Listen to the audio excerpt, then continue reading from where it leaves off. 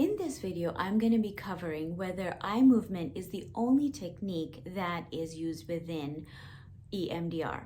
Now, you might think it's a silly question because EMDR stands for eye movement. However, one thing that happened is that when they were using eye movement, they realized that for some people, eye movement can be a little bit too intensive.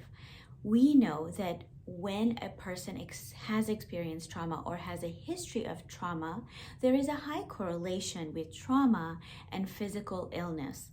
We know that our emotional and mental health is directly linked to our physical health. So, oftentimes, many people will have migraines, and eye movement can really trigger either the migraines, or it can be difficult to have eye movement when we are awake and alert during a therapy session. So instead, there are other alternate ways to engage in bilateral movement. Now, one technique that I use with clients, especially when we are doing sessions online, is that we can activate bilateral stimulation using a tapping method. And so I train my clients to learn how to tap, and I guide them, but we do tapping instead of eye movement, okay? Again, there is other ways to also use or engage in the bilateral movement. And one of the things that I use in my office is I use a tool that has been created, which creates a vibration in your hands, and that engages or turns on that bilateral stimulation as well.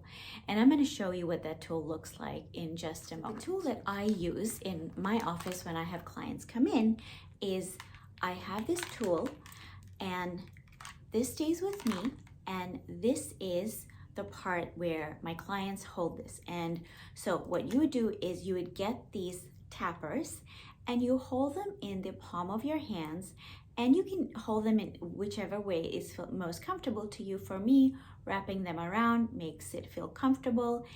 And when I use the machine, as part of the EMDR protocol, these will vibrate alternating back and forth.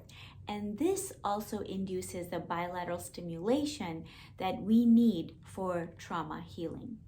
Now, before I go any further, I want to say that even though this technique may sound simple, this is a technique that is only to be done under therapeutic guidance. So please do not try this at home. You must be with a therapist who is licensed and who has who practices, and you want to be doing it under his or her guidance.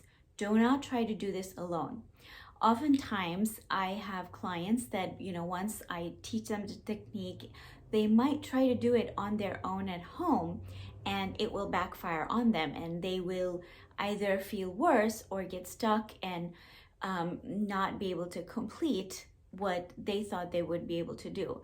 So please do not try this at home. Even though it seems and sounds simple when I'm explaining it, it's a way for me to help you to understand what EMDR is. It is not something that you want to just go on your own and do it on your own. So this is the other methods that are used. One other method that is used, which I don't have it in my office, is something called a light bar. And the light bar is similar to the eye movement, where you follow the light back and forth, and that also engages the bilateral stimulation.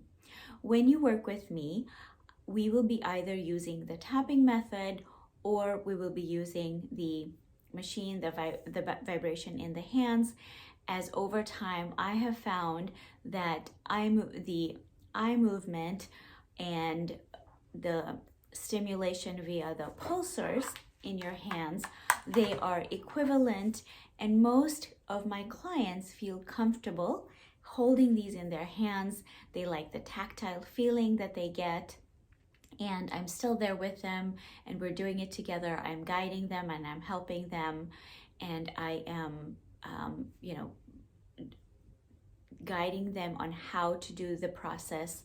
You know, so they're taking my guidance, and there's, you know, like I said, in more subsequent videos, we're going to talk about what that looks like, what a session looks like when you are doing EMDR.